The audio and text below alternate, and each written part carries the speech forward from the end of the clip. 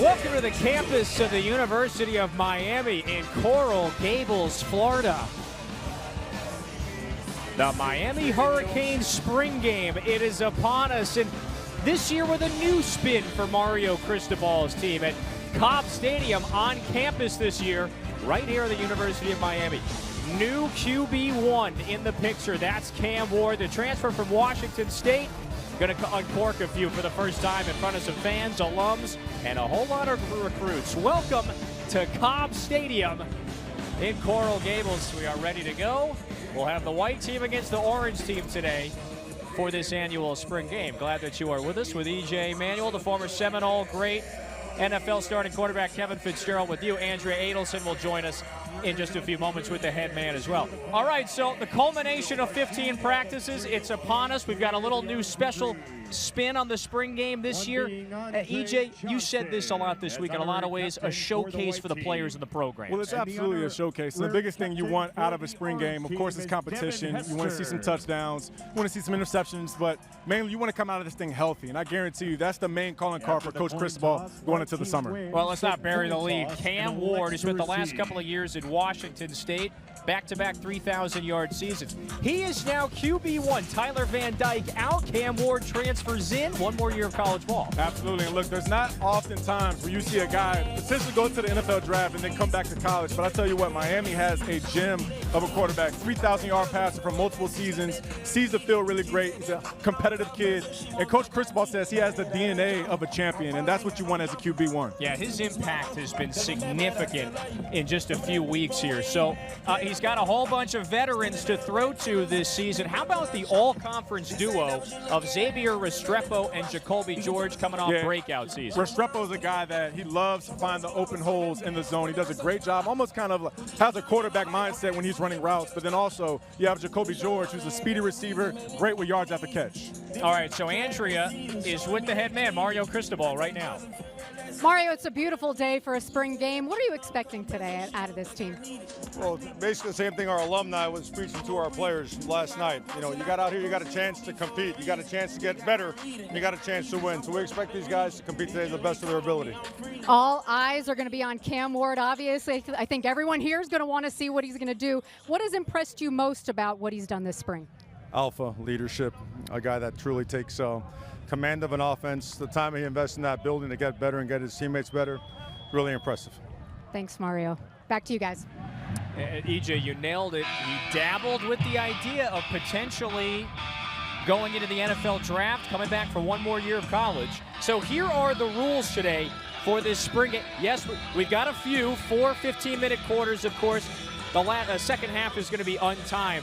And white against orange. Let's make note, we've got a couple of Hall of Famers that are going to be getting inducted into Canton later this August. So Andre Johnson, the former Cane, he's the head coach of the white squad. Devin Hester on the other side as well. Yeah, absolutely. And look, I've called plays at a spring game, and I tell you what, I guarantee you, Andre Johnson and Devin Hester both told each side, look, I want to win this game. They want to have bragging rights. And that's a great throw right there by Cam Ward. Yeah, you may want to show out a little bit for the Hall of Famers. Maybe, exactly. Maybe. Reputation to uphold. So here is our first look at Cam Ward again in this simulated game environment. Most of the starters, or projected starters, that is, they're going to be wearing the white jerseys today. And in a lot of ways, for these players and the staff, you want to make sure you leave your mark in a game like today and really the last few weeks in general during spring practices. Yeah, absolutely. And look, it's 14 practices before you actually get to the actual spring game. And that's really where the fans get their opportunity to see what you got. But, of course, you want to put together a body of work and try to capitalize with a good performance in the spring game. The run up the middle. We saw Xavier Restrepo make the catch on that first play of the drive. And so Cam Ward, he's got a lot of weapons around him this year. We referenced the receivers. We almost got run over by Elijah Arroyo, their likely starting tight end. So talk about a weapon. Running back room as well. That's an area where we're going to see maybe a whole lot of Chris Johnson, Chris Wheatley, Humphrey, a couple of younger players as there are several Kane running backs unavailable and out today. Absolutely. And look, you'll have the veteran receivers from last year. Again, Restrepo, Jacoby George, Isaiah Horton. But you're also going to see some young receivers, JoJo Trader, Nye Carr, guys that Mario Cristobal and his staff are extremely excited about. So they popped a lot in the film going throughout those 14 practices throughout the spring season. 4th down situation here, Kevin. Ball at the 45-yard line, 1st down and 10. And so here we go. Keep the offense out there.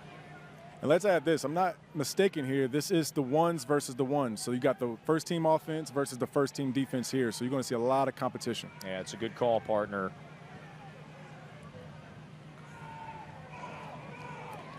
Good ball. Ward, yeah, on target there. Xavier Restrepo breaks away. And the veteran taken down inside the 10. But Ward, Cristobal was just so complimentary of just his decision-making when he's in the pocket. Well, let me tell you something, Kevin. If you watched any Miami football last year and it was a down and distance where it was a 3rd down, 4th down situation, they're going to Xavier Restrepo, and that's the big reason. Even if you throw him a short pass before the chains, he can make a guy miss and get you more yards after catch. All right, so what do you think of our vantage point, by the way? I love we're it. Goal line extended. I love it. This is perfect. Right here in the action, in the thick of it. Kind of got to keep your head on the swivel a little bit. Yeah. Because as you said, as we were warming up, the guys were kind of running over to us. Now, I'm 6'5", 245, Kevin. I don't know if you can necessarily take a hit right now. Listen, and I don't want to get hit either, though. I saw your versatility, your nimble My footwork shiftiness. there. Yeah, I'm lacking in that department. Absolutely. But this is really a great time to work your red zone situations right here. And I'm telling you, man, just because it's a spring game, every single rep matters. That's something that Coach Cristobal always talks about, championship mindset and nothing short of your best every single time you come out here. Oh, let's see what they do with a 1st and goal scenario. It's a short run up the middle. And Wesley Bissainthe, someone who has really shined in these spring practices on the defensive side with the stop. That's a great stop by Bissainthe there. Again, the leadership at the linebacker position is going to be huge for this defense, especially as a returning starter. And also hearing from their linebacker coach, Derek Nicholson. He said Bissainthe took a huge step in this offseason, understanding the defense, knowing his responsibilities, and also getting other guys lined up on that side of the ball. All right, so Restrepo in motion. The freshly minted new QB1 finds his target, and it's Isaiah Horton for a first drive TD. It's a great decision right there by Cam Ward. He goes through his progressions, 1, 2 to 3 on the drag route right there. And again, this is Isaiah Horton, 6'4", 220-pound receiver. Look at the balance right there. Cam just really baking cakes in the backfield, letting things develop. It's a great strike by the young quarterback. First touchdown as a Hurricane. I like it. There we go. I think Coach Cristobal said it perfectly a couple of days ago. He goes, wait, Ward, he just throws a what did he say? He said a fat football. And I'll tell you what that means. Like your passes it means that it's a catchable ball. Yeah. And that's so true. When you go back and watch the tape of Cam Ward, of course you see the deep throws. Of course you see the ability to manipulate the pocket and keep things alive. But you see a high level of accuracy too. And that's the main thing. When you bring him in here as a quarterback, that's something you can expect week in and week out. Nice little drag concept right there. Front side is read to his right. He's reading 1 to 2, and then you got a late leak right there with a dragger, Isaiah Horton, coming open. And again, that's a 6'4" receiver on the run, man. That's going to be hard for any safety to try to guard in man coverage. Yeah, they have some veterans in that receiver room.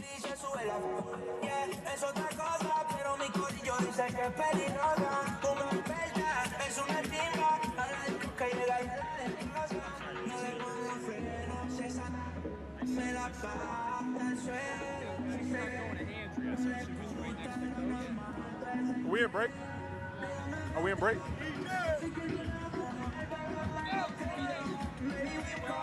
Well, so let's go back to Ward for a second, EJ, because it cannot be understated the significance of his addition to this. I mean, he was one of the more splashier quarterback signings this offseason. Yeah, well, it was huge to get a quarterback that could come in and really just be consistent. That's the main thing that you want from your quarterback, somebody that you know he's going to make the right decisions when an offensive coordinator calls a play in, and that's what you really get from Cam Ward. There's a reason why he's thrown for 4,000, 3,000 yards within his college career, whether it was at Incarnate Ward or if it was at Washington State. So I'm excited to see him here in the ACC against some of these defenses. Oh, EJ, there was a time when Mario Cristobal and his staff, they went to the portal. They thought Reese Poffenberger was going to be the biggest quarterback name that they recruited to Coral Gables. They find the former Albany quarterback who guided Albany to the FCS playoffs last year.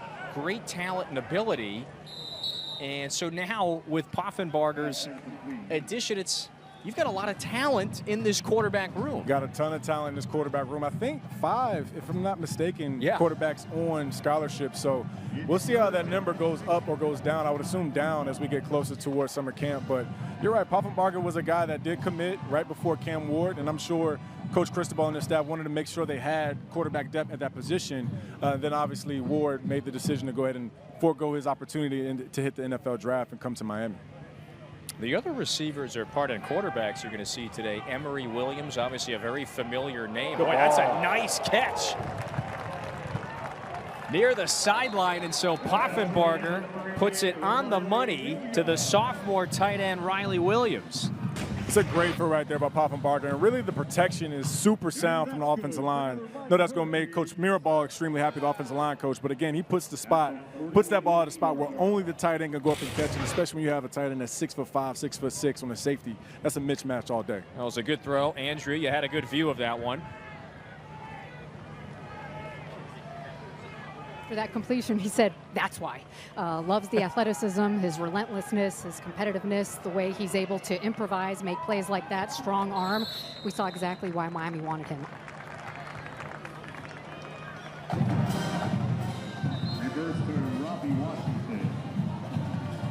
And Cristobal has just been very vocal. With so many talented quarterbacks, there's plenty of other position battles as well up and down the roster. These spring practices, he described it, it's been business-like, almost like workman-like in a sense, as you could really call the last few weeks a spring camp for a lot of players.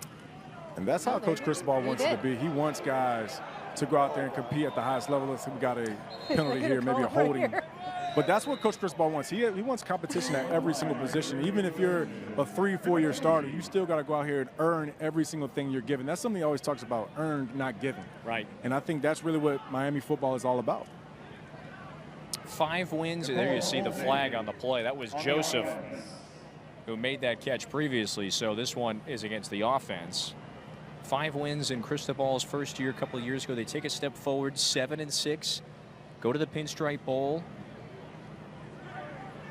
And Kevin, quite a few of those games were lost by less than 7 points. So if you look at it, if there's a play or two that goes the opposite way from Miami, obviously you could go back to the Georgia Tech game. I mean, that's a game that most Miami fans are still upset about. They should have won that one. Just some situations late in the ball game, but this team is not far off. You nailed it. So 4 of the 6 losses by 1 score. That's it. And Trevante Citizen getting a carry here on this second possession. Really encouraging to see Citizen, the redshirt sophomore, pretty healthy this spring, getting a carry. Yeah, Citizen actually was the #1 running back out of the state of Louisiana, which says a lot because you know how those athletes are out of that state. He was also #1 over, I think it was Trevor Etienne, who's at now Georgia, the former Florida running back. So good stuff, and great to see this young man healthy and have a chance to play in the spring game. Yeah, suffered that major knee injury in fall camp back in 22. Poffenbarger going to the sideline. And that time was looking for Williams again. Misfires. So it sets up a 3rd down. Really good defense right there, too. That was something that Coach Lance Guidry, defensive coordinator, really wants to see is safeties, DBs, be accountable. Again, you got to find some new production at the safety position. Cam Kitchens has gone to the NFL. Williams is also headed on to the NFL. So that position is a spot where if you go out there and earn it, you can be the guy.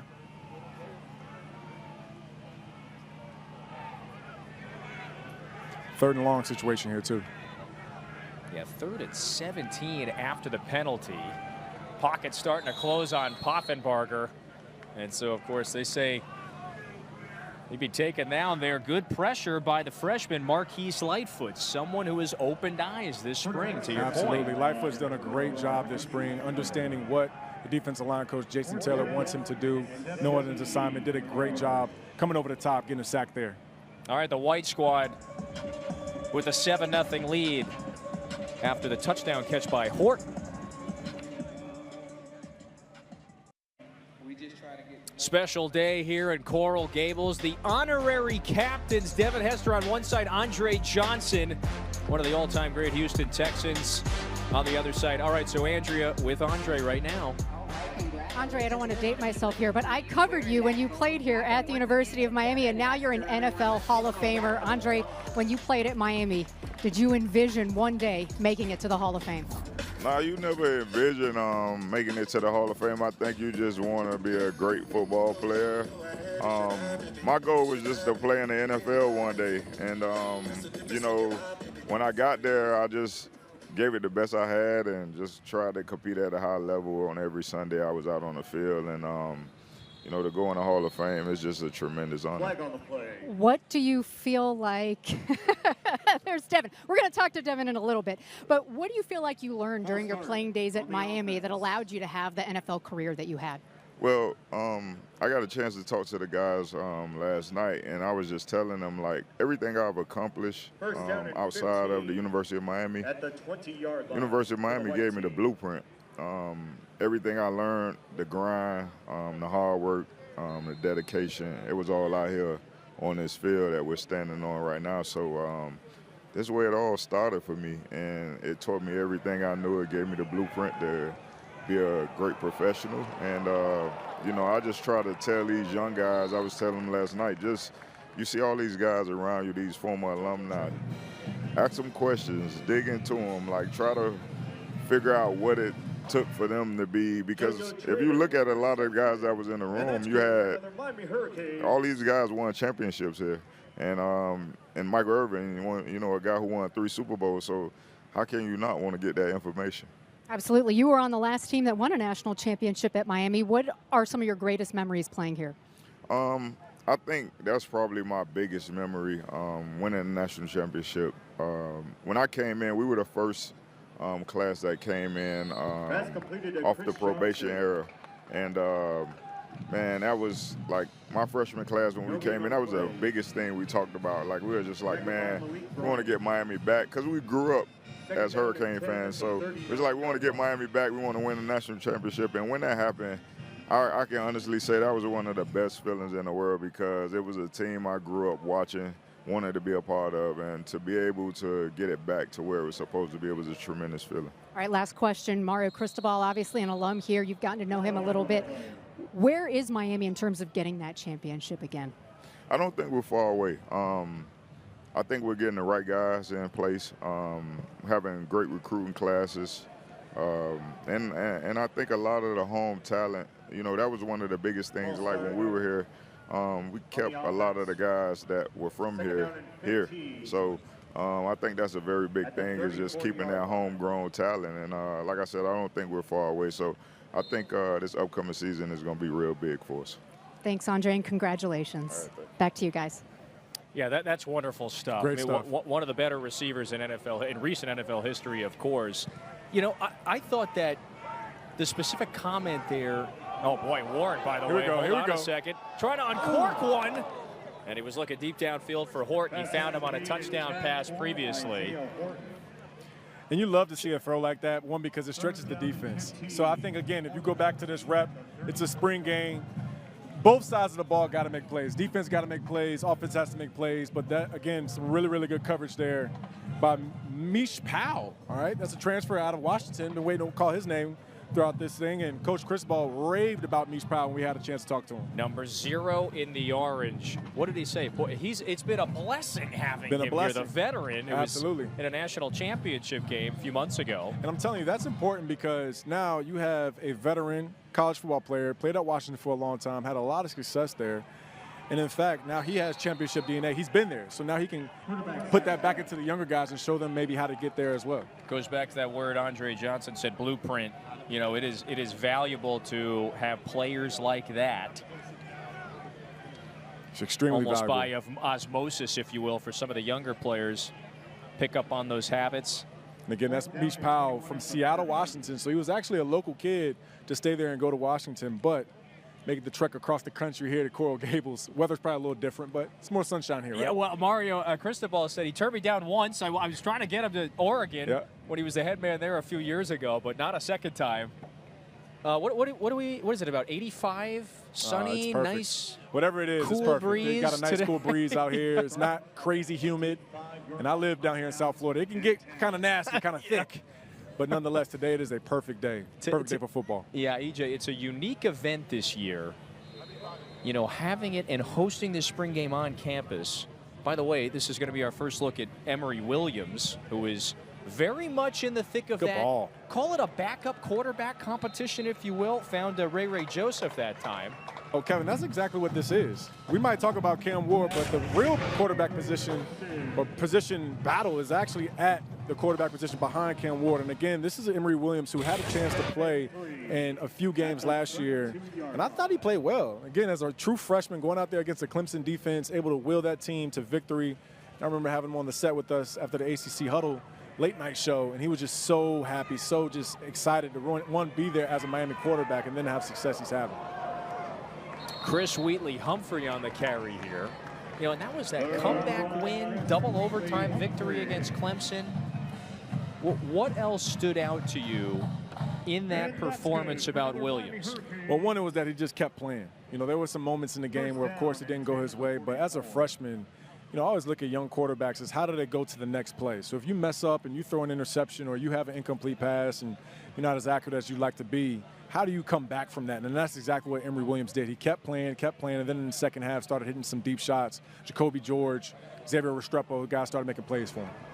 True freshman a year ago from Milton, Florida. Well, he still is a freshman academically. He'll soon be a sophomore. But also coming back, I believe he broke his arm. He had an arm injury against Florida State game, And to now have him back here full go, being able to compete in this quarterback battle as the guys are trying to figure out who's the second and third, this is very good for him. Huge, valuable reps right here for all these quarterbacks. There was an absence, of course. Tyler Van Dyke, pardon me, now at Wisconsin. And that's why a player like Ward decided it's a good tackle to come back and play one more year. We'll let that tackle was by Demetrius Freeney. Yeah, love that. And again, this is Miami's offense putting their receivers in space. So as a DB, you got to come up and make an open field tackle, and that's not easy to do. So granted, that was a first down, but nonetheless, still a great tackle by Freeney out there in space. It's a defense that has continued to develop and evolve this spring. Second season now for Lance Guidry overseeing this group, just like the offensive coordinator Shannon Dawson. And that continuity is so important for especially the young freshmen on this team. Oh, we got a fumble there. Williams looked like he fell on it. Got to keep 2 hands on that football. Yeah. Strip right there. So got in on the action.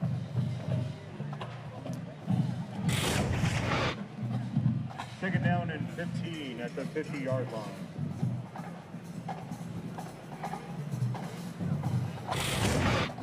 Yeah, a whole bevy of Canes, on the action there. That's number 41, Chase Smith, in fact, that linebacker position, coming over the top, finding a way to get a game-changing play right there. So, again, that's a great rep because now offensive line coach can go back and say, hey, why didn't you pick that guy up? And then the defensive coach can go say, hey, great job.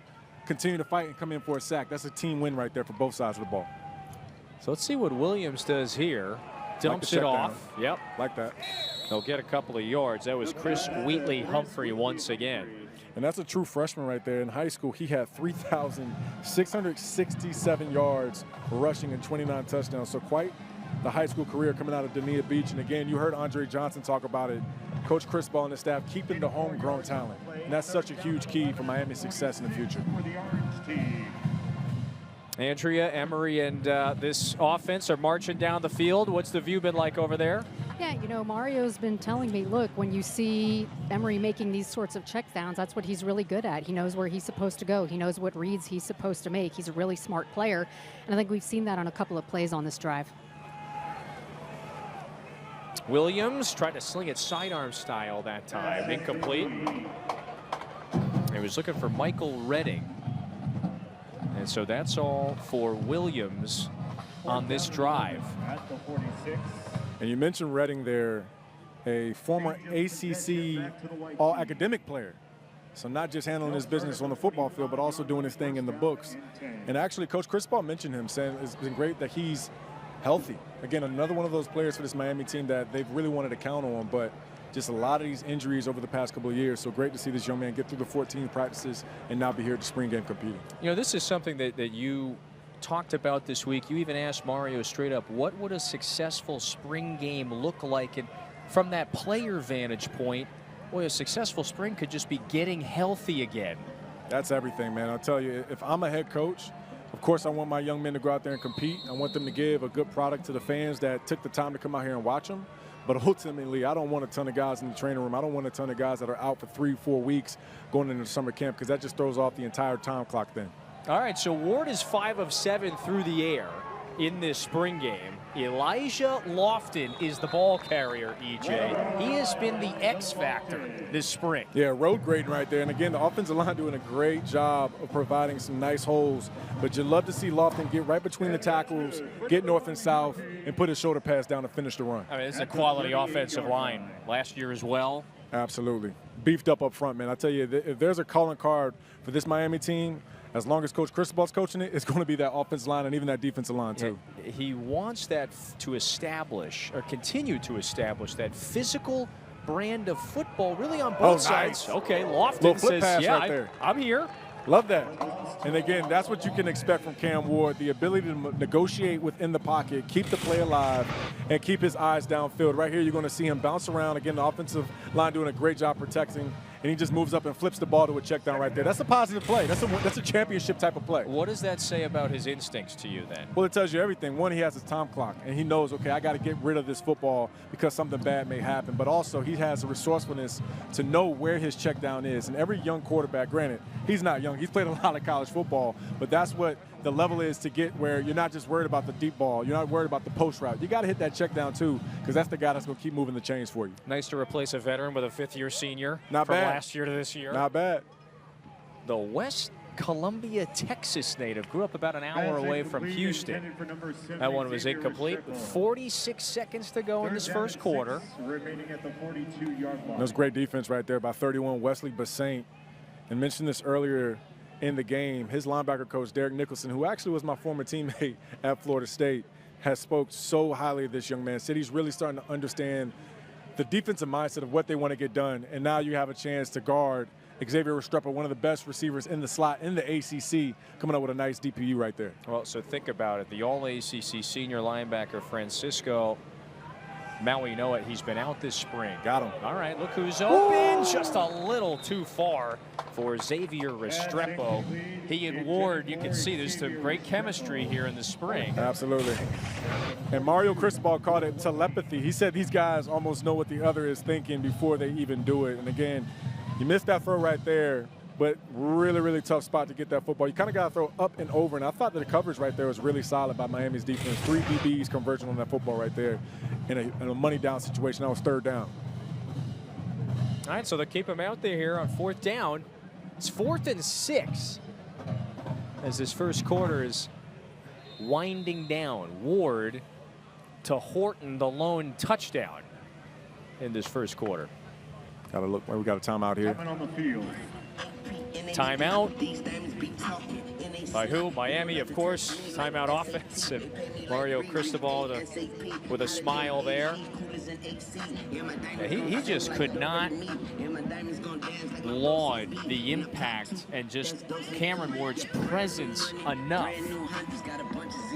Well, he talked about DNA of a champion, and if you have a quarterback that's going to be the starter, you want him to be an alpha dog. You want him to be the guy that can really lead by example, but also lead with his voice, and that's extremely important because, look, every quarterback's different. Some guys aren't the rah-rah talking guys, but Cam Ward is one of those that he's going to lead by example. He's also going to speak up and make sure everybody's doing what they need to do because he's going to hold himself accountable first. He's got not a little bit of moxie. He's got a good bit of moxie as well. And for good reason. When you throw for 3,000 yards year on in, you be feeling pretty confident about yourself. Now you come here to Miami, where you know that Coach Shannon Dawson likes to throw it all over the yard. It's a perfect mix of perfect marriage right there between quarterback and OC. He led Washington State to a bowl game 2 years ago. Last season, they had that That terrific start to the year. Vaulted into the top 25 before some struggles down the stretch, but Ward was a better, more accurate passer in his second season with Washington State. Elijah Arroyo makes the catch. On 4th down, and yeah, it's enough for a first. So that'll move the sticks.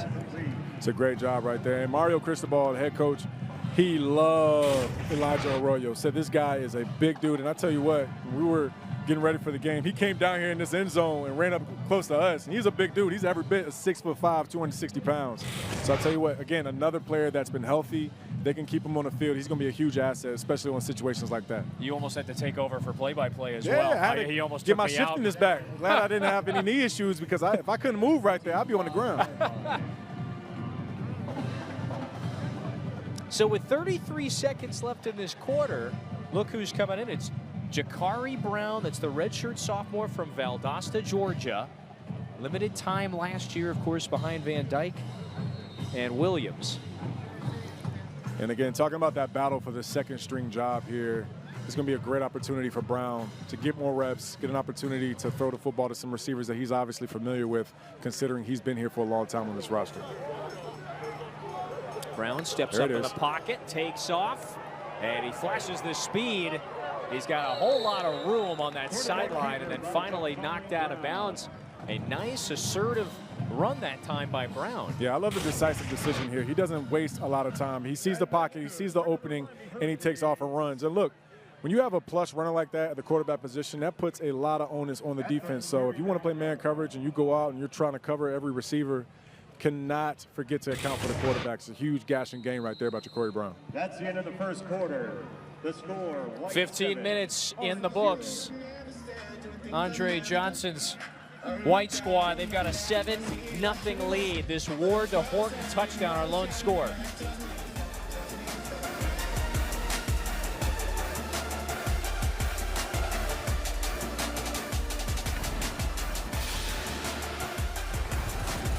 So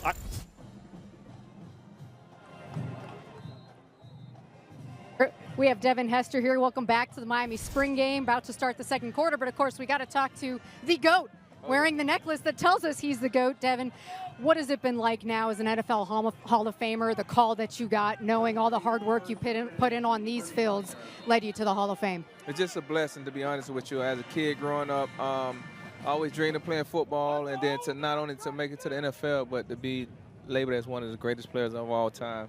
And to make the Hall of Fame, it's truly an honor and a big accomplishment for me as well in my career.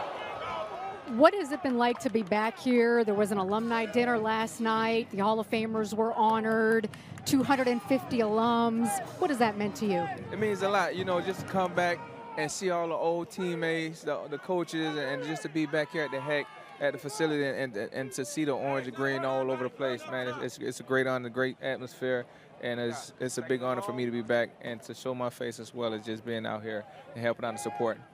As a South Florida kid, did you always dream about coming to play at Miami? No doubt. It wasn't an option. Back then, it wasn't an option. If you was a great player, you had to come to the U. What is it like going in with Andre Johnson? I know you guys didn't play together. You were back-to-back years, but what is it like, two Miami guys going into the Hall of Fame together? It's a great honor. You know, whenever you get a teammate of yours from another team, or even a guy that, like, man, Andre's situation, we played at the same team and for the same college, and to be able to make it in the same year, it's a great honor. It speaks highly of the University of Miami. Now that you've been back, what have you seen out of Coach Cristobal, what he's doing here, the players on this team, to try and get Miami back to a championship? It just looked different. It looks different. It totally looks different. Now we just got to put the pieces together and make the plays that need to be played, and we're back where we want to be at. You're the coach of the Orange team today. So what has been the advice to your team in the spring game? I just told him, man, first of all, just compete. Right now, once you step on this grass, it's no brothering. Compete, push everybody, push your teammates, push everybody out here.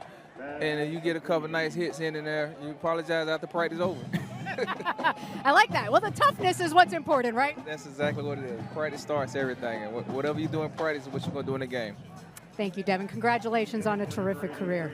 Back to you guys. Listen, I still periodically you know, once or twice a year. I will go watch the punt return to start the Super Bowl on YouTube. I mean, hey, yeah, man. Devin Hester. Look, both of those guys are goats in their own right, if you ask me. And just getting a chance to grow up and watch them play, you know, as a kid from Virginia, watching Miami growing up, man, those were some of the pillars in this program, especially keeping the U back. That's a nice ball there over the middle to Nye Carr. This freshman is certainly going to perhaps be an instant contributor.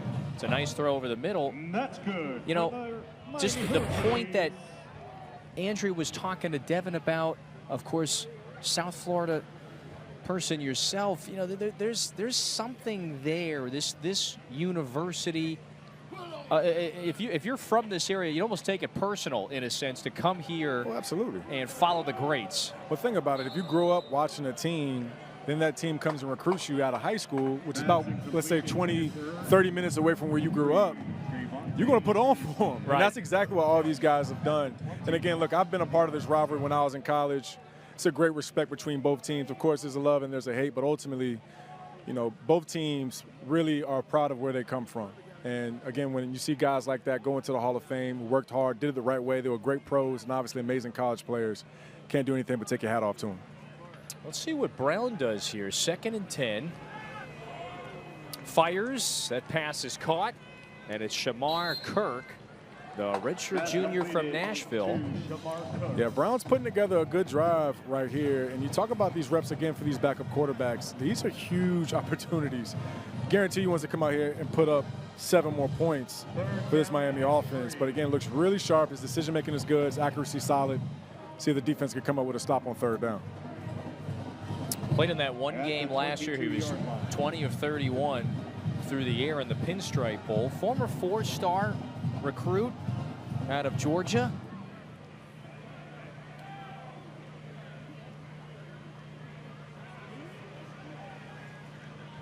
Bringing pressure.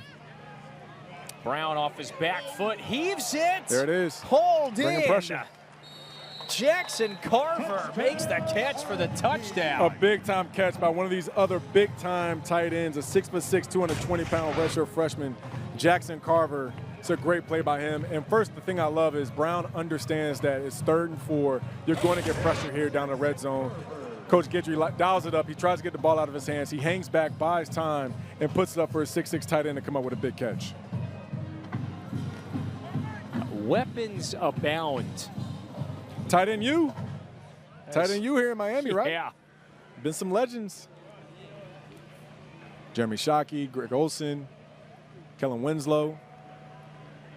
And that is something that Cristobal and the staff, they want to be very intentional with moving forward. The tight end maybe being more of a factor in the offense this year. Why not, based on this? It's a great throw again by Ja'Cory Brown, getting the ball off to his 6'6" tight end. Jackson Carver coming up with 7. Miami, touchdown.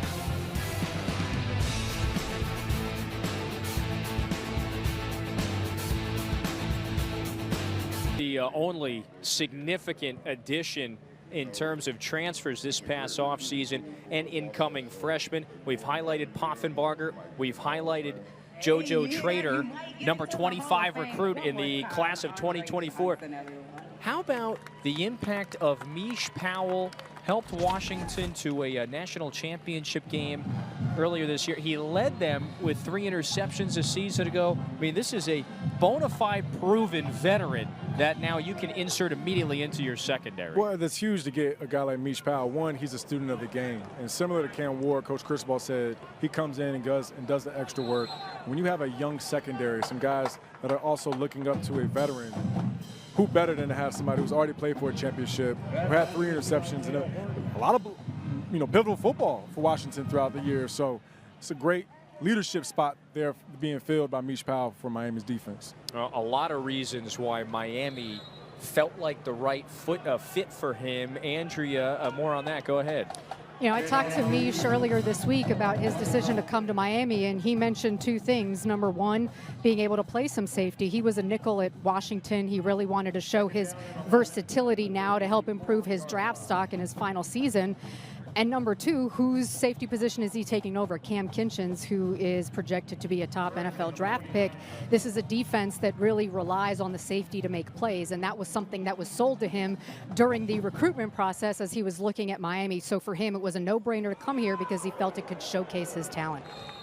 Yeah, and Andrew, they lost a lot in the secondary. It's not just Kinchens, like you mentioned, but James Williams to Corey Couch moves on. Yeah, a lot of the production in the secondary on the defensive side of the football has either moved on into the NFL draft or the transfer portal. So, again, this is a huge need that Miami needed to address, and they certainly did that with Mish Powell. Also, parents, Ivy Leaguers, and I believe Mish Powell was the same. Got a lot of scholarship offers coming out of high school from some Ivy League teams and decided to walk on at UW. It's obviously paid off for him. Yeah, his mom went to Columbia, dad went to Harvard. So he turns down the Ivy offers. Must mean he's pretty smart. Yeah, right. Turns down the Ivy offers, trying to bet on himself. But you know, that says a lot about him and who he is. Again, to have the idea or the opportunity to go to an Ivy League school, okay, and maybe that's not the highest level of football, and he thinks that he can earn it and make his way there at Power 5 football, and he goes and walks on at Washington, ends up getting a starting role, and now he's playing at Miami.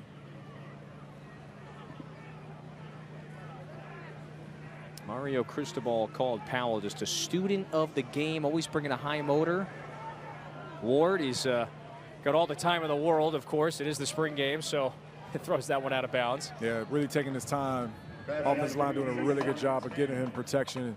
But, of course, when you see a play like this, throwing it away, that means the defense is like white on rice on some of these receivers, and that's exactly what Coach Guidry, the defensive coordinator, wants to see. That's got to be very encouraging for this unit. You know, as to be expected based on some of the departures, but earlier this spring, it's safe to say the offense a little bit further ahead than the defense, but there has just been great improvement and development as this spring has played out. And that's what you want. I mean, you want both sides of the football to grow during the spring. Look, nobody's going to win a football game today, and nobody's going to lose a football game today. If anything, Miami certainly wins in the spring game, right? Yeah. So ultimately, you want both sides of the football to make plays. You don't want to see a lot of missed assignments. You want to see guys just go out there, fly around and compete and play Miami football. Ward dropping back, looking to uncork one, scrambles, and he'll just throw it away. Or he finds Restrepo. That's nice. Came down the and stem he makes there, the catch, little scramble drill. And that's a live rep. Of course, the quarterbacks are not live. You can't hit Cam Ward as a defender, but you're going to see him break out the pocket, buys time. And this is a live rep. Nobody touches him right here. And again, puts the ball right on the spot. That's a professional throw to a professional receiver right there. And I guarantee you're going to see that all fall from those two, Cam Ward and Xavier Restrepo. Restrepo, the fifth-year senior, is from Coconut Creek, Florida. Another South Florida kid. Yeah, not too many Coconut Creeks in New England, so that one makes sense. But you think he's a potential first-round? I'm sorry, a potential next round, next level, I should say. I certainly think Xavier Restrepo is an NFL player, and in fact, I actually kind of thought he might be going into the league this year. But when I read that he was deciding to come back for another season here at Miami, I thought that was a huge get. One, because he's going to bring in a ton of returning production, but also I felt like he was always on the same page with the quarterback. And when you have receivers like that, there's zones and guys will run themselves covered. He always does a great job of finding the holes in the defense. So like I said, third down, fourth down situations, you know you can go to X Restrepo. How does that develop? Because you're one of the all-time greats, of course, in Florida. How does that develop with the wide receiver? Well, you know, how do you tell the difference between the ones that you really trust? How do you build the trust? Well, truly it comes down to just how much time do you put in. And whether that's in the film room, whether that's having a conversation with your quarterback when you're not actually out there on the field, just having the same mindset so then the quarterback and the receiver are always on the same page. And when you have that, that's exactly what you just saw, a little scramble drill right there. And those are the kind of reps that you want to have your players do, even if the quarterback's not live. Let's take a look at some of the throws that Cam Ward has made in this first half. The new QB1 in Coral Gables. Been really impressed with Ward. Again, full scan of the field, comes all the way out to his curl route. Xavier Restrepo finding the one-on-one matchup. But the biggest thing you're going to see with Cam Ward, he's never in a hurry. He always takes his time, goes through his reads, doesn't allow the defense to speed up his time clock. And that's exactly what you want from an alpha in your quarterback.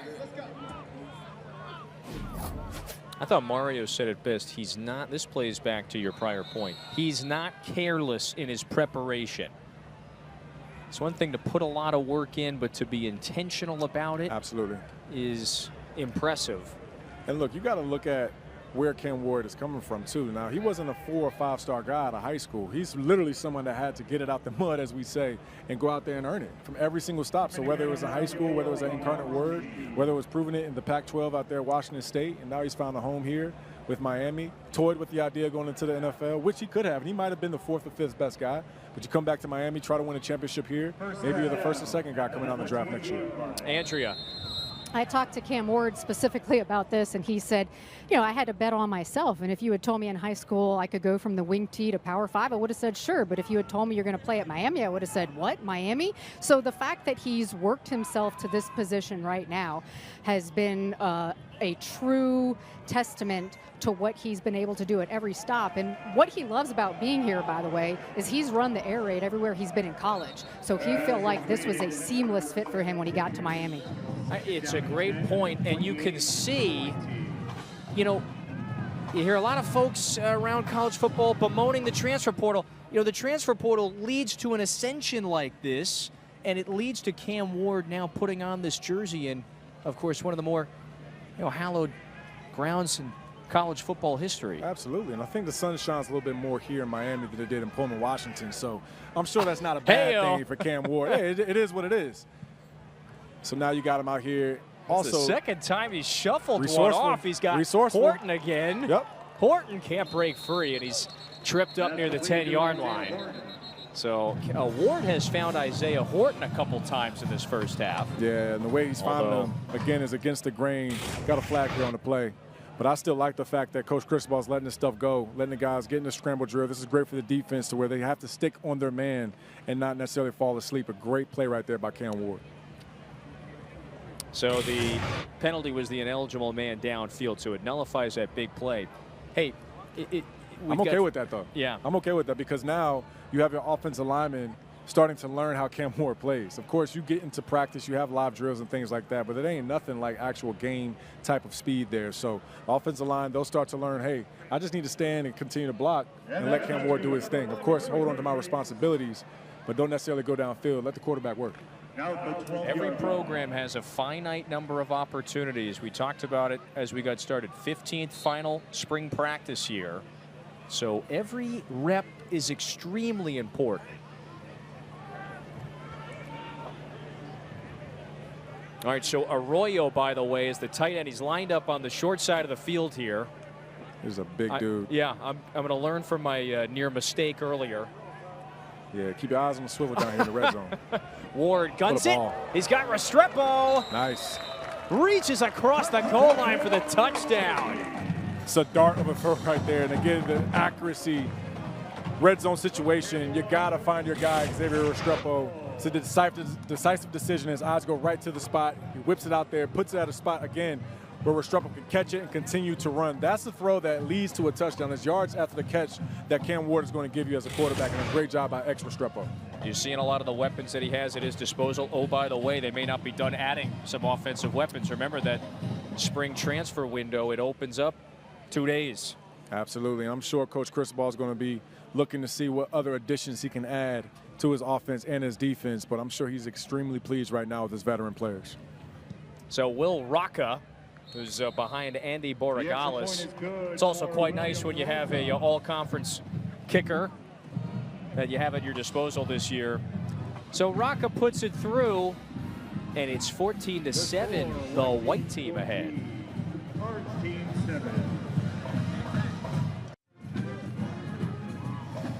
Cam Ward today, again, Miami's new QB1. 11 of 16 through the air. 161 passing yards, a couple of touchdowns. Not surprising. Not surprising at all, and this is exactly what the Miami fans wanted to see. Cam Ward, I'm telling you, is going to do a great job for this offense. The key right now is just keeping him healthy. I don't know if Coach Cristobal is going to let him play much longer because, look, he's shown enough to me. He's got a couple of touchdown drives. So he just found Xavier Restrepo to close out that final drive. Andrea, you've got more on just that connection between Ward and Restrepo. here on that drive, and the thing that really stands out is obviously they don't want to show too much. He's made it very clear we're not going to show a lot, but it's plays like that touchdown. It's plays like the one when he rolled out and hit Restrepo down the sideline that Cam Ward presents to Miami that maybe Miami hasn't had out of a quarterback in quite some time. In fact, he said, I don't know the last time we had somebody who could roll out and make plays like that.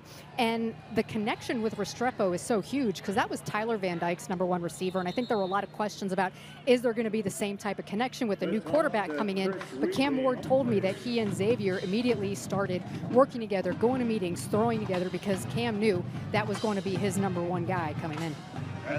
He's got some moxie too, Andrea. A smack talker from time to time, which is always good. Love it. I used to talk a little trash myself. Now, obviously, if I was playing good, we weren't playing good, I wouldn't say it much. But again, when you talk about a quarterback that's an alpha, that's something that Coach Cristobal said.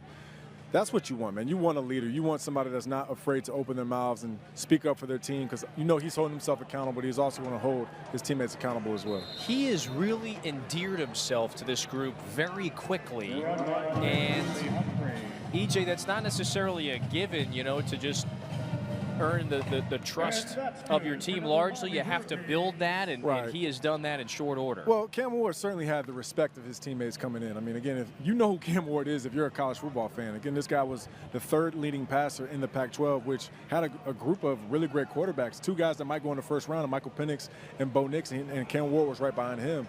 But Coach Cristobal said he earned the trust as well. So we got a bomb here. That's a little too far for the receiver streaking down the field. Carr, again, he can really stretch it, this freshman, early enrollee. And Coach Cristobal mentioned Carr quite often in our production meeting, and he said his GPS was off the charts, and what that means is he's been getting a lot of reps. As a freshman, you got fresh legs, so they're going to throw the freshman in there to give him some more opportunities to go up and down the field. And I like that they're taking the top off there, the defense, making those safeties play true.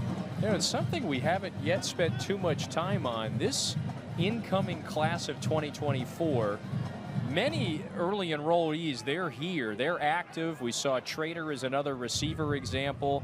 There's still so many that are going to arrive this summer. But basically, by all accounts, any outlet you look at, this is a top 5 to 10 class nationally. Craig Halbert, he's got it at the 6th best class in America, according to our ESPN.com rankings. Yeah, and absolutely, JoJo Trader is a name that the nation already knows because of his high school ability. But now that he's at college, he gets a jump on everyone else. Now that he's been there for the spring, going into the summer training camp, his name has popped. And again, Coach Cristobal talked about him. He said he was showing up so much on the tape, even as a young freshman, but understanding, again, you're going to make those freshman mistakes. How do you come back from those mistakes? That's the key. Pass incomplete. 4th down and 3 at the 34.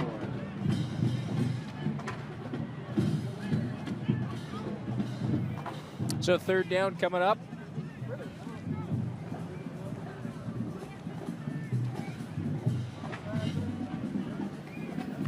It's Reese Poffenbarger back under center for Miami. 4th down situation here, Kev. So we got safeties in the middle of the field, so it looks like Miami's going to play some man coverage here. Again, try to force this football out of Poffenbarger's hands. Quick drop back and a quick throw to the outside, incomplete, and he led Ray Joseph too much that time. Yeah, and the defense did a really good job of actually creating this aired pass. Looks like Marcellus Pulliam, number 33, the linebacker there in coverage, doing a great job sticking with a very speedy receiver, understanding it's 4th and 3, and actually just looks like the ball's too far outside, but nonetheless, the defender's still right there, potentially make a tackle. 5:50 to go in this 2nd quarter.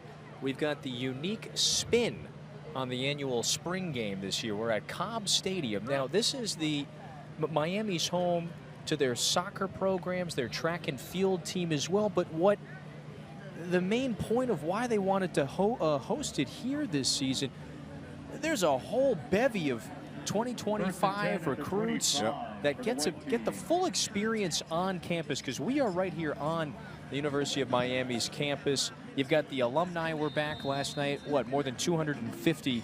So it just creates a special experience for the recruits. Recruiting is just such a giant part of this entire event. And Coach Cristobal mentioned this too. When he was playing here as a hurricane. Oh, hold on. Double Restrepo, pass. he's It's a good trying ball, to throw too. a show off the arm here. Good defense down the deep third there. He was looking for Trader. It's a great D there by number 6, Damari Brown, another local kid out of American Heritage High School, played some last year as a freshman, and someone they're going to rely on a lot this year. But Coach Cristobal mentioned it was important to have the spring game here, one, because he did it when he was in college, and he said it was such a great spectacle. They had a great outcome of fans that are local. And I live down here. It's not easy for everybody to get up to Hard Rock Stadium. It's about 25, 30 minutes from the actual campus. And so if you were able to have this here on the grounds at the actual campus, that's a big deal, not just for the recruits, but also the local community, too. Andrea, this is the way Mario, he wants to try to structure this moving forward, yeah? Yeah, absolutely. This was Mario's idea. When he was a player here, they had their spring games on campus, and of course that was before spring games became such a huge televised deal that all of us wanted to come and watch. But he wanted to try and recreate that for the community, as you guys mentioned, for recruits. They have a ton of recruits here. This is an absolutely huge weekend for them because this is the last time they can have recruits here. Coaches are about to get back out on the road recruiting, so this was one of those showcase moments for them. And this is just a starting point. There are other ideas that Mario has to build off of this and make it better next year. I mean, EJ, you mentioned it before. Okay, Cam Ward basically hadn't seen the sun the last 2 years at Washington State. So, again, if you get your recruits here on campus to see just the entirety of it, obviously a little bit of a haul, as you pointed out, going to Hard Rock Stadium. So it's neat to just keep everything on campus. Yeah. And look, I was recruited by Miami. The facilities have grown a ton. And I was getting recruited in the 2008 class. This is 2006, 2007. And I can remember coming down here for visits and actually being shocked, like, man, okay, the ceiling wasn't too tall. Just looked a little different from what I would have thought the University of Miami football facility would look like. But now you walk in there, it's state of the art. And it's actually nicer than most NFL facilities because now you see the buy-in, you see the investment from donors like former head coach Mark Richt. I know he was very pivotal, and I think he got announced yesterday and honored to be a former Hurricane player and coach. But, you know, it takes the buy-in, and also you now want to see that on the field too, with the product getting better for Miami football. I think we'll talk to Coach Richt, right? Absolutely. I'm sure he's out here somewhere. Forward. He texted me earlier, so I don't know where he is, but he's making the rounds. He's kissing babies out here for sure. He's making the rounds. Yeah. He's the mayor out here in Coral Gables, no question. He led Miami to that 10-win season a few years back. Year 3 in the Mario Cristobal era, or I should say this fall will be his 3rd season. Moving in the right direction, won 7 games a year ago, went to the Pinstripe Bowl. Ward fires. Here's Restrepo once again. And Restrepo coming off of, it was his breakout career year. Career highs across the board. Powell, by the way, the safety brings him down. Yeah, that was a good-on-good play right there. Your veteran safety and your veteran receiver. But you make a great point, Kevin. This being the 3rd season under Coach Cristobal, and it does take time. It takes some recruiting cycles. It also takes some transfer portal openings and closings of figuring out, okay, is this guy right for a right fit for Miami football? Are we a right fit for this young man? And it goes both ways. That was something that Coach Cristobal talked as well. Well, known as one of the better recruiters in the nation for a long time.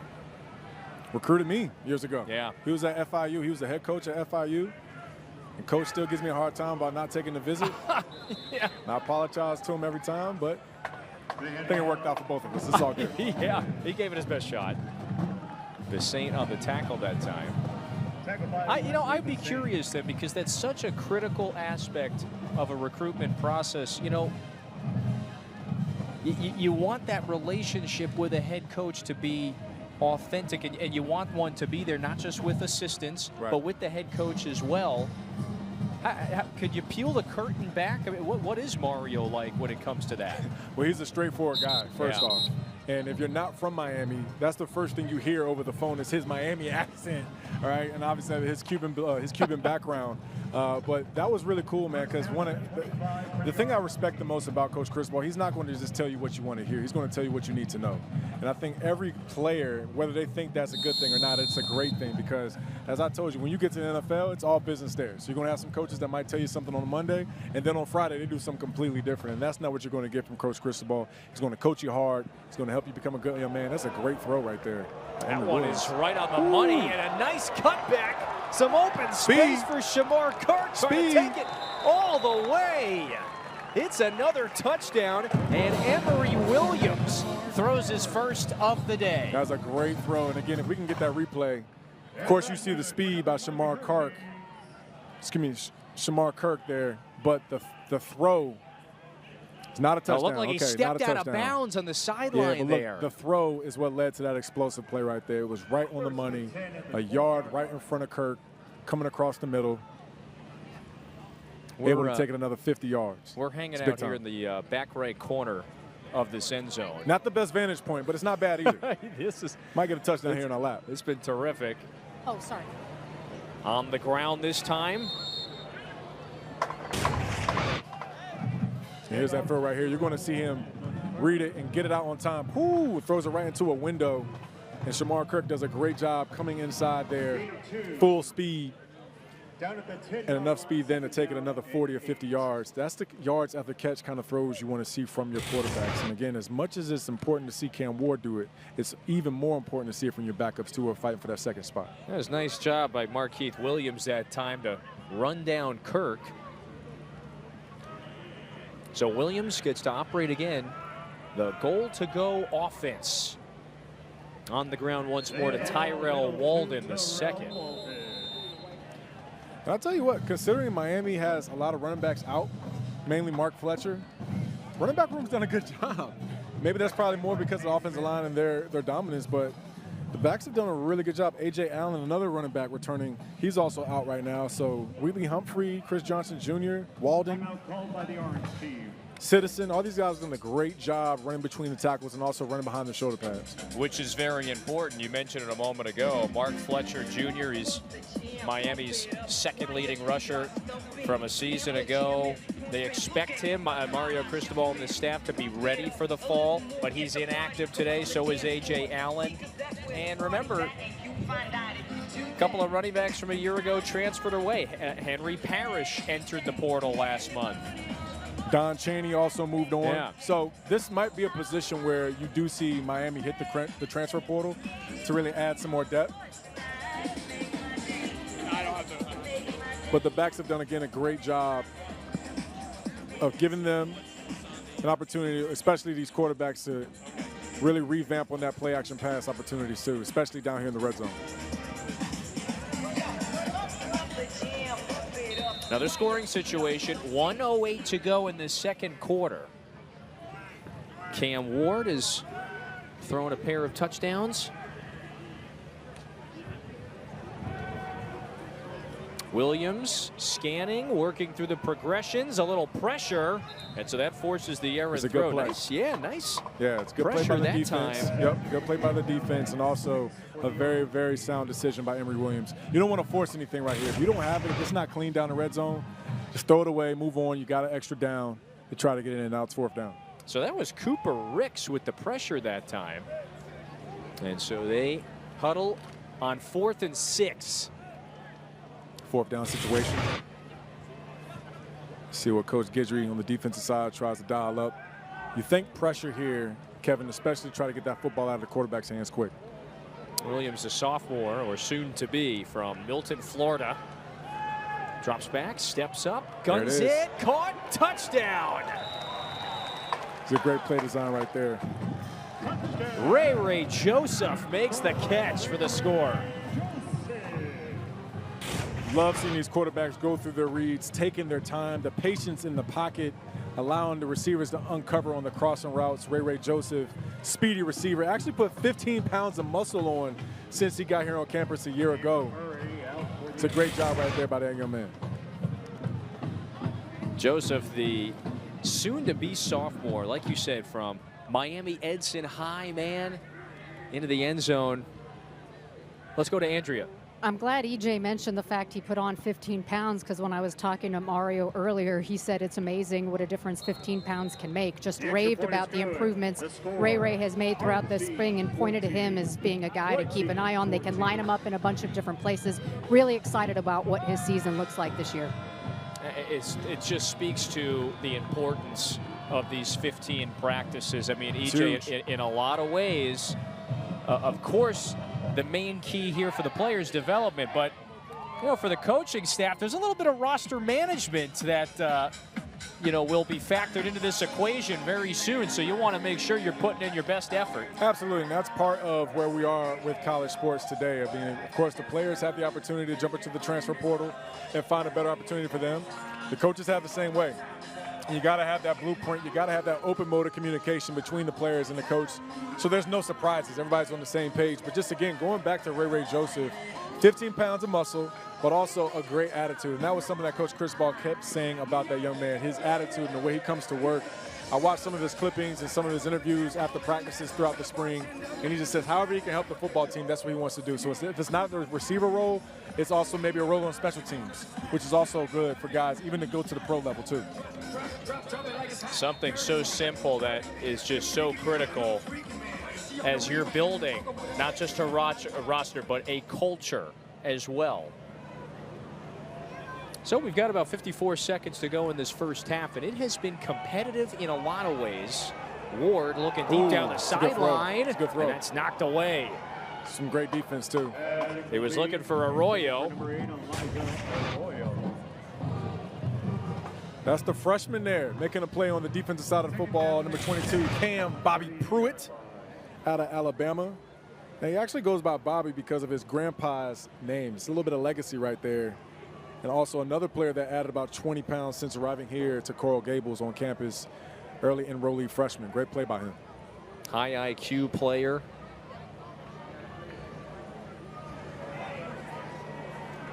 Ward checks it down. That's a good catch. And a flag comes in after the Chris Johnson catch out of the backfield. Very, very good catch. And a lot of running backs aren't able to spin and bend like that when the ball is in the air. But again, Cam Ward, I'm sure he tells his running backs, hey, everybody's eligible when I'm back there at quarterback. Anybody can get the football. So always have your head on the swivel.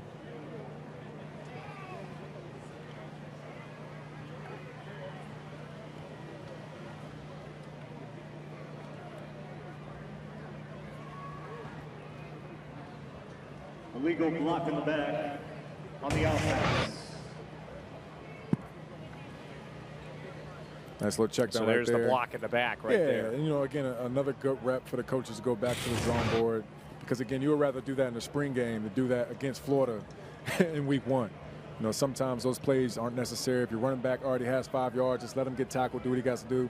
Or also let him earn his scholarship, too. Let him make a missed tackle there so he can keep running, but definitely don't block a guy in the back. It's a good lesson to learn.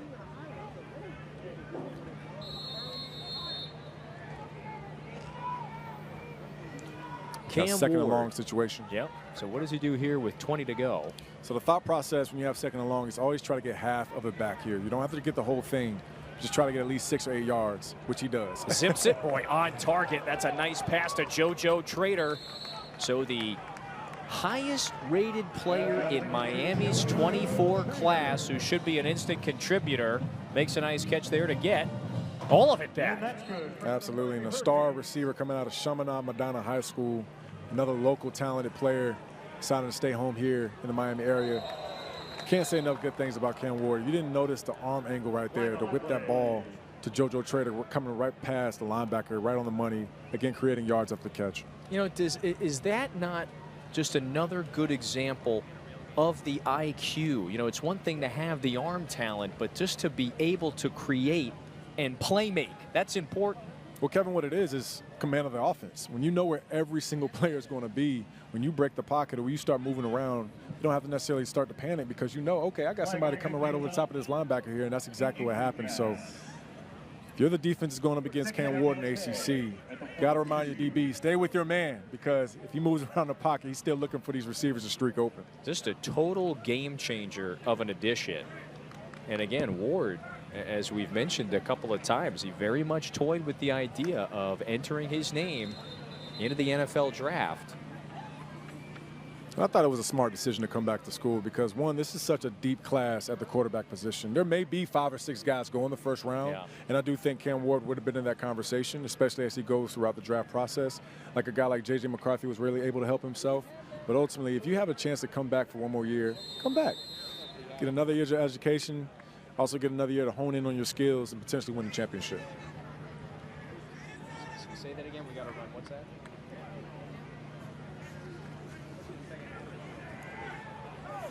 Ward, nothing there. And so that brings up a 3rd and 10 with 15 seconds to go. 3rd down and 10 at the 42. In what's been a pretty competitive first half. Absolutely. Defense has made some plays. Offense has made some plays. I'm sure Coach Cristobal and his staff are extremely pleased with the way these guys have competed. And also the thing I like, too, is that they're practicing the right way. Nobody's taking any liberties, trying to crack back on guys, getting any dirty hits and stuff like that. You're still teammates at the end of the day. You want to compete, but ultimately take care of each other, too.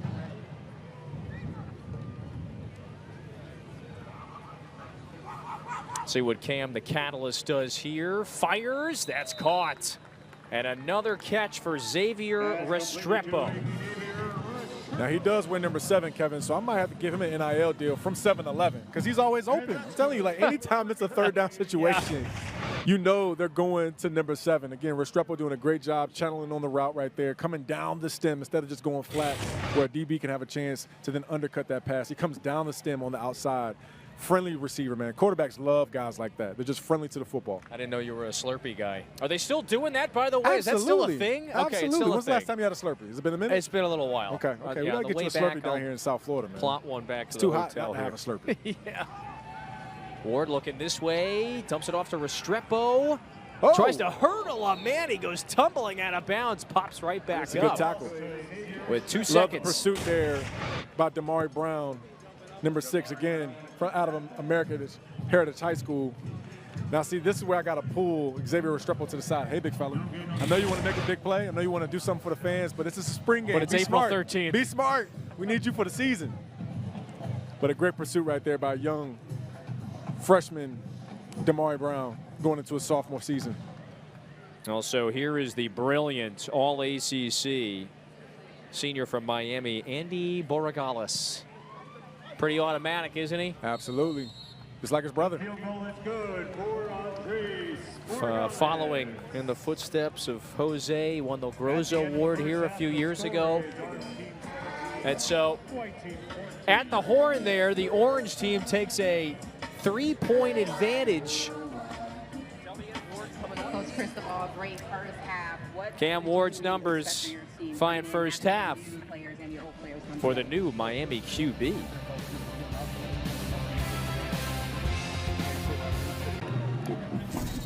Beautiful evening in Coral Gables, the Miami spring game. It's 1 half in the books, and the white team has a 17-14 lead. Cam Ward, as advertised today, is the newly minted QB1. Yeah, making some really decisive decisions. He's accurate with the football, doing a great job keeping plays alive, using his legs, also throwing the ball away when it's called for, making the right play, not trying to do too much, going through his reads again. Showing a lot of explosion with this offense, but mainly just giving his receiver chances to make plays, just like that, right there on the outside sideline. The dynamic, high IQ, fifth-year All right, senior here with just Mario transferred in, of Cristobal. course, after Mario, we spending the saw last some couple great years highlights at from Cam Ward in the offense. What have you liked in the first half? I like the fact that we ran base plays against base fronts and base coverages, and guys try to compete and win their one-on-one matchups. He extended some plays, had some good throws. Probably, there you go, start off with an offside just when I was saying some positive stuff, right? But the fact that, he had a good command of what we had from a limited game plan standpoint, and just the fact that we competed. It was a good spring. But he's going to play the second half. He wants to play. We're going to get a little bit, a couple more looks at a couple more guys. Thanks, Mario. And so that's what's critical here. Mario and this staff get some additional looks, but good, successful first half in the books. Yeah, very successful first half. And like I said, offense has made some plays. The defense has made some plays. You want a good mix of that. And ultimately, the guys are practicing the right way. Nobody's trying to take any dirty hits, keeping the quarterbacks upright, allowing those guys to go through the reads. It's really good. So this second half, we're going to keep the clock running, and you'll certainly see an array of different players getting some opportunities now. The quarterback is Jakari Brown. We saw him for a bit in that first half, finishing up his redshirt sophomore year from Valdosta, Georgia. And you're also seeing some young offensive linemen in there. They got a freshman center, Nino Francavilla, freshman out of Toronto, Ontario, 6'3", 295. I like the accent.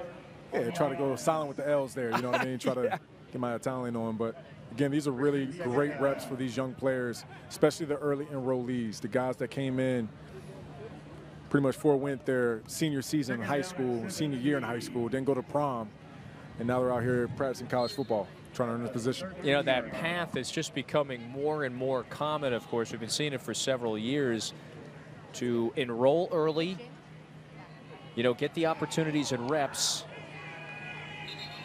That ball is on the ground, and we may have a turnover.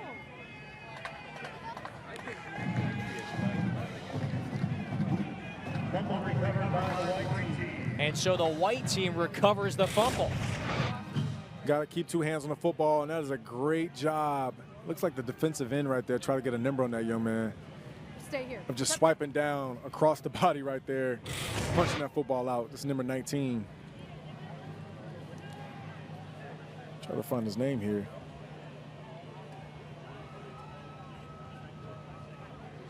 Yeah, Riley. All right, last name Riley. Try his first name. Coming out of nowhere Absolutely. to make Not the even on my play call sheet here. Yeah, that might be Xavier Riley. Yeah, there he is. The redshirt sophomore is just looking more and more confident. And a great addition from Vanderbilt. So Riley with a nice play. Always a few surprises in the spring game, of course. Hey, look, that's a great play. One, because it's a winning play. You get the ball back to your team's offense, but if you can just stick in a hand or punch a football out when the guy's running past you, that's going to be huge, creating turnovers like that, especially from the safety position, playing down inside the box. He actually had a career-high 12 tackles against Florida last year, again, when he was playing for the Vandy team in the SEC. So another very good transfer brought in at the safety position by Coach Cristobal and his staff. So you look back to last year as Ward steps back in to play a little QB here in the second half. Good pass breakup by Daryl Porter Jr. right there. Yeah, another returning starter. Yep. One of the lone starters for the secondary for Miami, so good to see him still out there making plays. And again, that's what I mean by practicing the right way. That was a bang-bang play right there. Nobody's taking shots on the receiver. DB does a good job of sticking his hand in there and knocking it out for the PBU. Your name is up there on that building. All right, so breaking news. We have found him. We have found our man, Mark We Richt. got Coach. Here we go. We got Coach, guys. We got Coach. I asked him if he wanted to come down and see EJ. He's like, I want to see you, Andrea. So, hey, I take that as a compliment. Sorry, EJ, no offense. But Playing favorites. Here we are with Mark Richt. Mark, you were honored last night at the alumni dinner. Your name is now on the indoor building. You contributed some money to get that done. What has this been like being back here and being honored last night? It's great. I mean, first of all, being honored for the indoor facility. The Sofer family, Carol Sofer in particular, is very gracious to want Catherine, my wife's name, and my name on it. And we're very thankful for that. And we did put a lot of blood, sweat, and tears into that project. You know, a little bit of money, but also a lot of time and effort, walking the yard every day after practice and making sure everything was just right. But had a great time. And then it was also a football alumni event last night. So I saw some guys I hadn't seen in 40 years. And we all look old, man. But it was a lot of fun, and being here has been great too. Mario's opened the doors wide open for us to just be anywhere we want, and we really appreciate him. How many of your former teammates were there last night? A good many. The problem is, when you're at an alumni event, you tell war stories. Well, if you tell war stories in front of your players, it's not good. So some of my former players couldn't believe what they were hearing, and it's definitely not something we'll put on the air today. But that's why I became my nickname was Boca because I was from Boca Raton, but became Boca Baby for reasons we can't mention on the air. No, come on, you got to give us some. But they were talking about all that last night, so can't do it. All right, it was great seeing you here, Coach. Thanks for the time. Back to you guys. Now Boca Baby now. Boca Baby. Now part of the College Football Hall Absolutely. of Fame, And we also call him the Silver Fox there at ACC Huddle. So that's our leader right there, our coach, Coach Richt. Can't wait to get a hug from him. And it's awesome that Coach Cristobal wanted to honor him as a former coach and also a former player. That's always great. And Coach Richt is a great man. Taught me a lot as far as being a husband, being a father. And we call him Coach over there, man. He gets the ultimate respect. He'll yuck it up, too. Now, he's funny, too. He's a comedian, part-time comedian. Well, the stories, yeah. If only we were a fly on the wall last night. You know, I've heard some stories. Yeah. Oh, yeah. it's such a special event last night. There's a flag before this next snap. It's a false start here on the offense. So back them up a few 5 yards here. And you know what, 250 plus former Miami football players and alums all gathering yesterday. It's become a really special annual event. Again, all part of, let's make this a pretty special weekend overall. Yeah, it's great to get that type of support from the former players. And look, again, I know I played at Florida State, but these guys here at the U are tight-knit. They love each other, their family, even to the young guys as well. All right, who's open? Another dime, another touchdown. Oh, man's got a red jersey on. Cam Ward lighting it up, man. He also had another great throw earlier within this drive, but right there, putting it right in the breadbasket for his receiver to run under it. Red zone killers right here from Miami. They're doing a great job of putting that ball up in the air. Another touchdown. Looked like maybe it was Jacoby George, the masked man here, but that's the third passing touchdown for Cam Ward in what amounts to really his public debut, in a sense, for a lot of recruits, fans, former players, alums, friends of the program here on display at Cobb Stadium. So another one for Ward. Yeah, Ward putting on a show out here. Just a clinic right now with accuracy, with the ability to find the open receiver, also throwing guys open right there. Beautiful throw in the back corner of the end zone, letting the receiver run under it. Are we going to a break, or can I tee up? Okay. The extra point is 24-14 now. Nice crank. Great job right here, knowing where to go with the football. Red zone situation, a little spray fade for a touchdown. Cam Ward balling out. He's good. Yeah, he was having some stomach stuff, but he's good. Okay. Yeah, he's good. Yeah. I didn't want to be here and not shake your hand. Yes, sir. Give you a hug. Yeah, love you, Coach. Back at Coral Gables, Miami spring game. Cam Ward just threw another touchdown, so it's 24-14. The white team is ahead. All right, Andrea, who'd you find on the sideline here? Here we have Jaylen Phillips. I found him randomly. I covered Jaylen a couple of years ago. He's still in Miami with the Dolphins, obviously. Jaylen, what's it like to be back here? Lots of alums back, huge event last night. What's it like for you? It's incredible. I mean, I always love coming down, showing support to the U. Obviously, there's a lot of excitement going on right now, and it's cool to see it and be a part of that. Do you have any message for the players out here in the spring game? Oh, man, just keep working hard, keep your head down, and definitely appreciate this time while it lasts. All right, now we got to ask you a health update for you. How's the rehab coming along, and what can Canes fans expect to see out of you this fall with the Dolphins? Yeah, rehab has been going great, just attacking it every day, and I'll definitely be back healthy for the season, and God willing, stay healthy for the season. So. Awesome. Thanks, Jaylen. Appreciate it. Back to you guys. We have got the full cast of characters. Everybody, the who's Everybody who. comes back, man. Yeah, Absolutely. And that dude is a beast. And again, another great story about transfer portal. I think Jaylen Phillips came from UCLA, came down here to Miami, ended up being first team all ACC, led the league, I believe, in sacks. Now he's doing his thing in the NFL. Should be getting that second contract soon. which is always nice. Yeah, that is the main goal. Pretty cool to be able to play your college ball at Miami, then also play for the Miami Dolphins. That's probably the trifecta.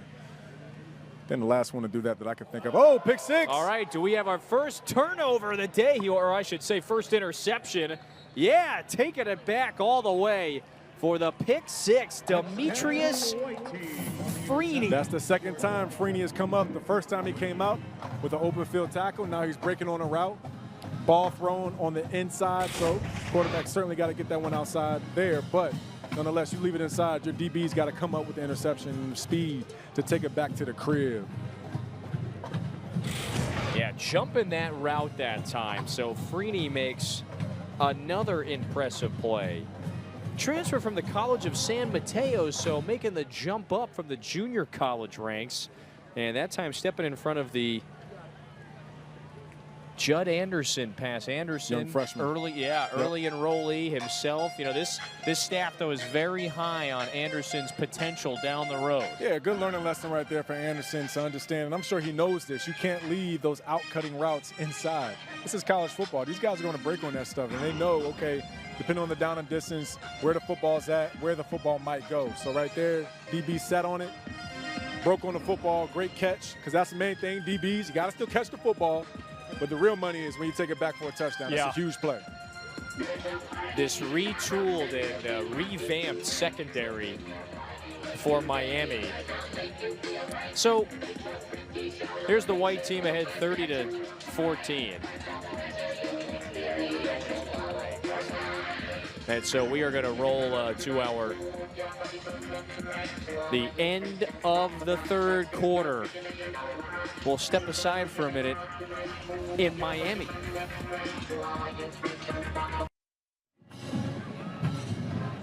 The transfer portal, it's from a quarterback standpoint, it's been quite nice for many ACC schools. Absolutely. Cam Ward is not the only starter to transfer. He's obviously going to be the QB1 here at Miami, but one of his counterparts from the Pac-12 there, DJ Uiagalelei, will be in Tallahassee. Kyle McCord, of course, guided Ohio State to great success last year, just falling short of a playoff appearance. Fran Brown doing some work at Syracuse. A whole bevy of incoming prominent quarterbacks into the league. Ward is not the only one. Nah, he's certainly not. Malik Murphy also coming from Texas. Now he's at Duke with Manny Diaz. You also got Grayson McCall. He leaves Coastal Carolina.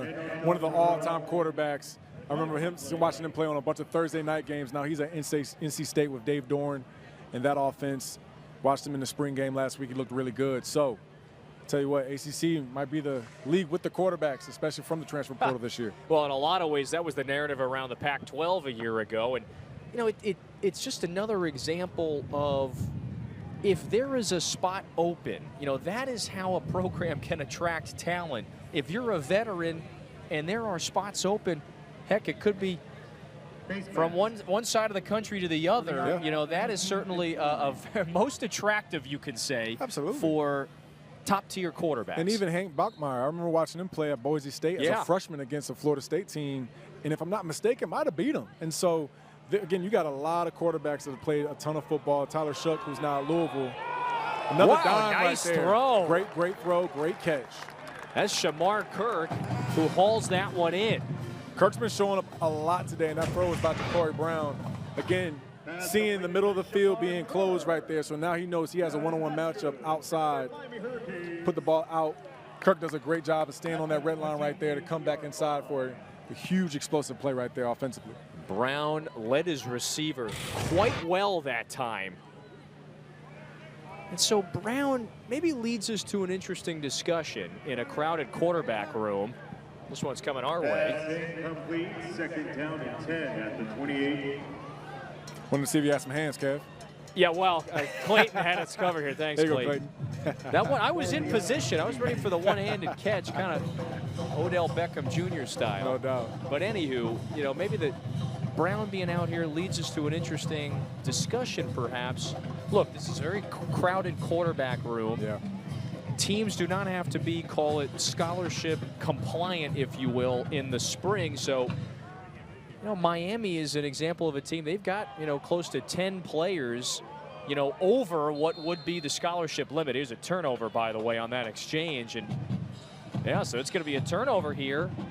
Marquise Lightfoot falls on it. Yeah, it's a big play right there by the Miami defense. Coming up with resourceful play, not securing the handoff. It looks like the snap might have been a little bit late right there, but as a quarterback, it's still your responsibility to secure that handoff. If you can't get it to him, just eat it, keep it. You have to take the sack and move on to the next play. But again, that's a tough missed opportunity because you're down in the red zone. Don't get a chance to capitalize and get points. Lightfoot, that's good effort and pursuit on his part. But how about looking forward now? What's next for a lot of players in position battles or players cementing perhaps a role and a scholarship moving forward? What's critical in that whole thing? We're going to dive more into that when we return. Let's take a quick timeout in Miami.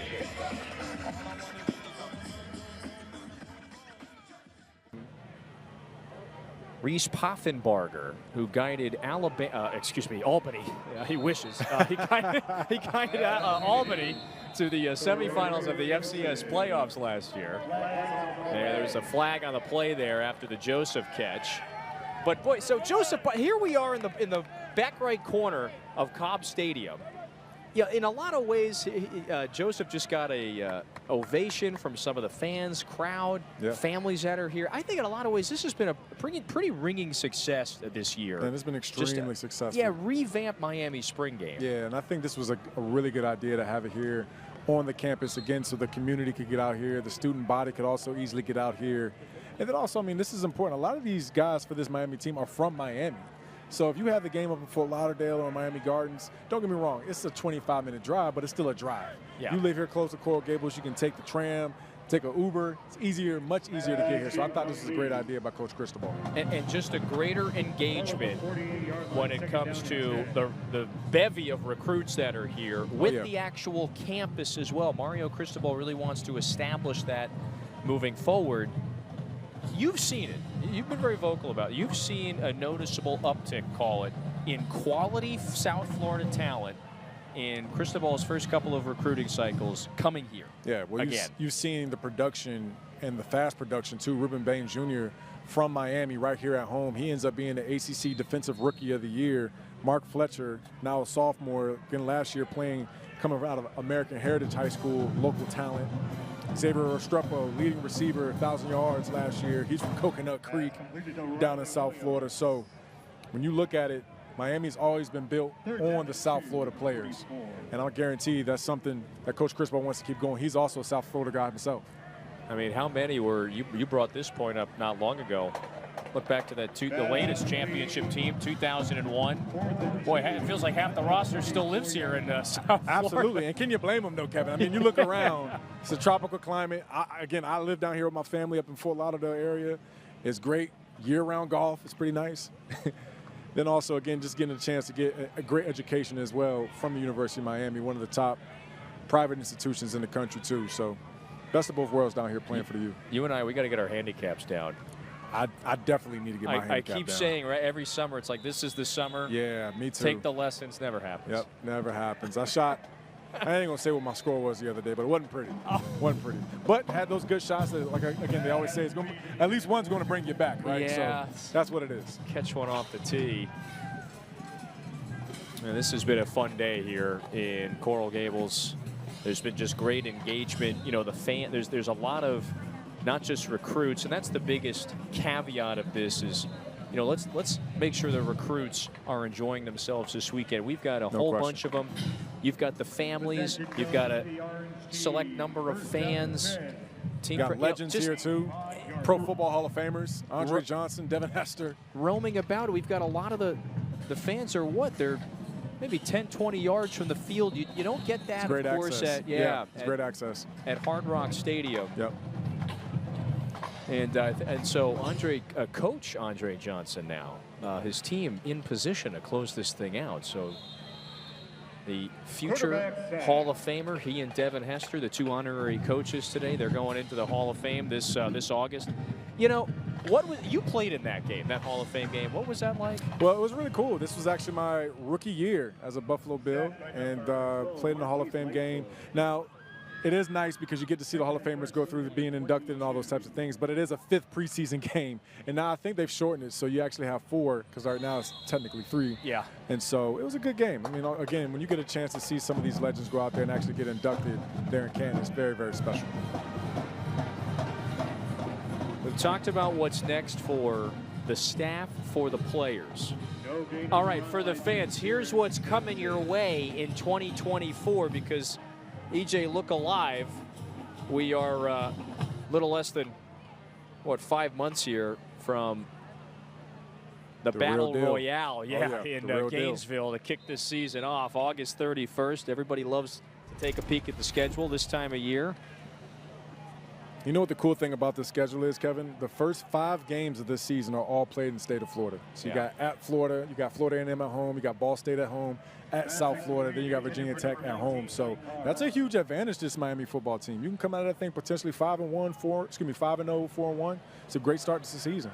Quick road trip to Cal and the Bay Area, of course. It's going to be a nice trip, though. It's going to be nice and sunny. We talk about golf. Some good golf out there, too. Hey, of course, this being the first year, Cal, SMU, Stanford, part of the ACC, so Miami will visit Berkeley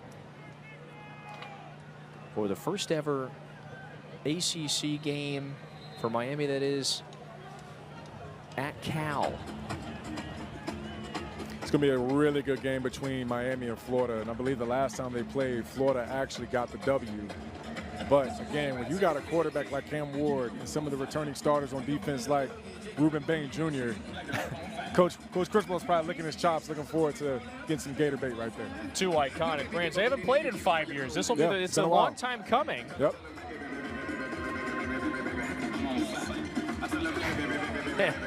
Emory Williams showing his gratitude. We've seen the whole gamut of quarterbacks for Mario Cristobal.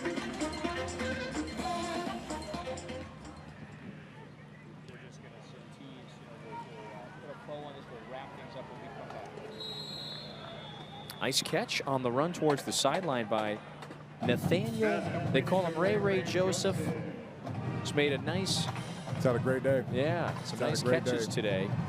That'll be very intriguing to watch this year. A player like Joseph, a player like Horton, did they take that step forward that George and Restrepo did last year? Absolutely. Even Robbie Washington, JoJo Trader's going to be in that conversation. Michael Redding III, he'll be in that conversation. Shamar Kirk certainly helped himself as a backup receiver trying to get into that rotation. A really solid day here in the spring game. Well, they make the Emory Williams gets one more completion there before the horn, and this spring game is in the books. We will recap and wrap things up on the other side.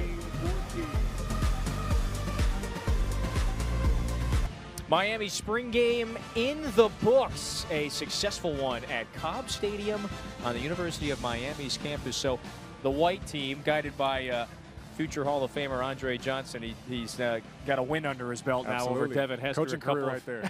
Yeah, a couple of former Miami greats were honorary captains today. So with E.J. Manuel, the former Seminole great, Kevin Fitzgerald with you.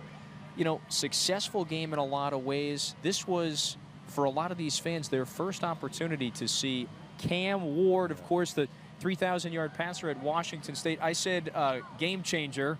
You say a little more than that. Yeah, this guy's a program changer, and really he just showed who he was throughout the entire day. Extremely sharp with the football, extremely sharp with his decision-making, showed creativity outside the pocket. I tell you what, I'm sure defensive coordinators are going to watch some of these spring games. This is one to watch because this guy is going to be lethal throughout the year, and there's a reason why he's thrown for 3,000 yards, 4,000 yards throughout his college career, and he certainly showed that today, Kevin. Yeah, the high IQ of Ward was fully on display. He is as dynamic and versatile as it gets. He had one more year of eligibility, and he decided to forego entering the NFL draft, come down here to sunny Miami, Florida. So he only misfires 5 times. There you go, 19 of 24 through the air. Yeah, pretty good day, pretty clean day. And really a great way to capitalize off a solid spring. Again, Coach Cristobal said a bunch of great things about him. You have the defense making plays out here as well.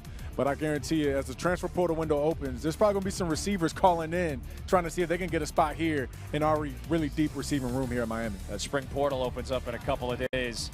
The spring session in the books for Miami, and they certainly have someone who is capable of guiding them to the promised land perhaps this upcoming year. Ward was excellent, as was the game today. For everybody, including E.J. Manuel, Andrea Adelson, Kevin Fitzgerald, saying so long from Coral Gables.